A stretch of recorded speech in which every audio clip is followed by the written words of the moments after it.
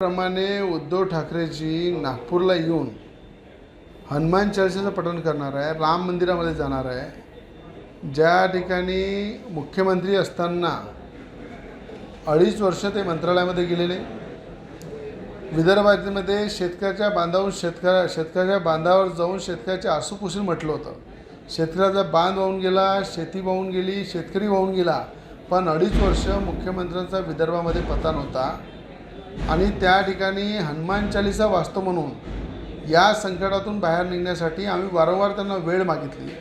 मंत्रालयामध्ये गेलो, भेट झाली नाही, अनेकदा फोन लावले, वेळ दिली नाही। मग हे जे संकट आलं होतं कोरोनाच्या काळामध्ये, शेतकऱ्यावर आलं होतं, शेतमजुरावर आलं होतं, या संकटातून बाहेर निघताना जेव्हा हनुमान चालीसा वाचतो आम्ही म्हटलं, तेव्हा खासदार नवनीत राणा यांना जेलमध्ये टाकलं, मला जेलमध्ये टाकलं। 14 दिवस राजद्रोहाचा गुन्हा दाखल करून हनुमान चालीसा म्हणतो म्हणून जेलमध्ये टाकणे, राम भगवंताचा विरोध करणे, हनुमान चालीसाचा विरोध करणे, आणि आज खऱ्या अर्थानं ते स्वतःचं शुद्धीकरण करत आहे। ज्या पद्धतीनं ते सेक्युलर म्हणून वागत होते, आज हिंदुत्वाच्या विचारावर चालण्याचा ते प्रयत्न करत आहे, बाळासाहेबांच्या विचारावर चालण्याचा प्रयत्न करत आहे। बाळासाहेबांचे विचाराचे आमदार जेव्हा त्यांना सोडून गेले, खासदार सोडून गेले, तेव्हा त्यांना लक्षात आलं की राम बिना हनुमान बिना काही होऊ शकत नाही।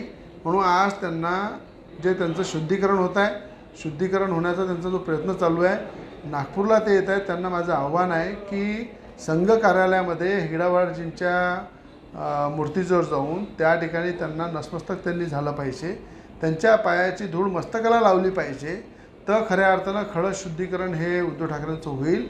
आणि ज्या हनुमानगडी आम्ही अमरावतीला स्थापित केली, ज्या ठिकाणी 14 दिवस जेलमध्ये नवनीत राणा होत्या, मी होतो, हनुमान चालीसाचा विरोध करून त्यांनी राजद्रोह दाखल केला, आम्हाला घरून त्यांनी अरेस्ट करून लॉकअपमध्ये टाकलं, जेलामध्ये टाकलं।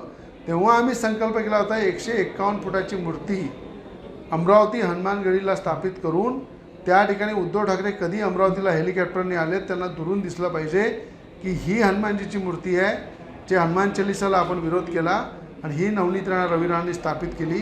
त्या मूर्तीवर उद्धव ठाकरेंनी येऊन हनुमान चालीसा तिथे पठण केलं पाहिजे।